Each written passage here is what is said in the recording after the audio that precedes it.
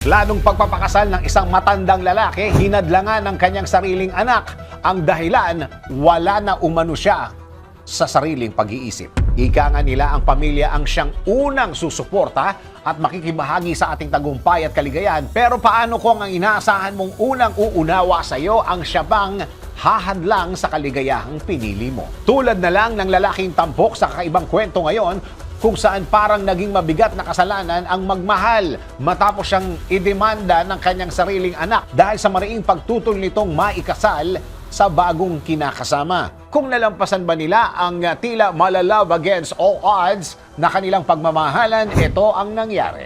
Isang hindi kinilalang biyudong negosyante mula sa Singapore na nooy 97 anyos ang nagkaroon ng mahabang alitang legal laban sa sariling anak matapos mariing tutulan nito ang planong pagpapakasal sa kanyang kasintahan. Ayon po sa ulat, ang kanyang kasintahan ay ang kanyang dating sekretarya at nakarelasyon na noong nabubuhay pa ang kanyang asawa. Kaya naman matapos mabiyudo ay lakas loob na niyang iniuwi ang babae at plenanong legal na makasal sa nasabing kasintahan.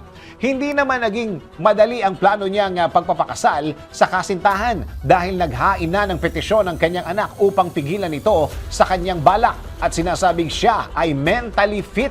Hindi naman naging madali ang plano niyang pagpapakasal sa kasintahan dahil naghain ng petisyon ng kanyang anak upang pigilan ito sa kanyang balak at sinasabing not mentally fit at walang kakayahan magdesisyon para sa sarili niya matapos nitong madapa noon at magkaroon ng kaso ng mild cognitive decline. Nagsumite ang kanyang anak ng mga medical evidence para suportahan ang kanyang claim at naniniwalang na manipula lang ang kanyang ama kaya nais nitong magpakasal. Ngunit sinuri naman ng korte ang mga ebidensya at lumabas na bagaman may bahagya itong memory loss, dahil sa katandaan, hindi raw maituturing na mentally incapable ang lalaki, lalo na nang makitang tila maayos naman ang pag-iisip nito at may kakayahang ipahayag ang kanyang kagustuhan.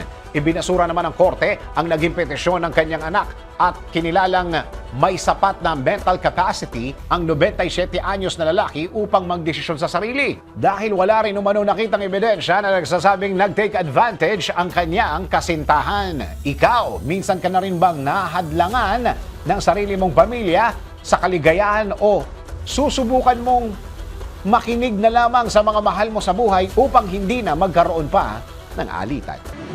DWIZ Research Report.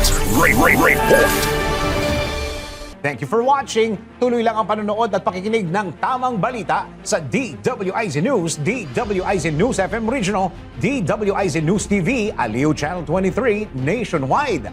Mag-follow, like, subscribe, at i-share ang aming mga social media accounts.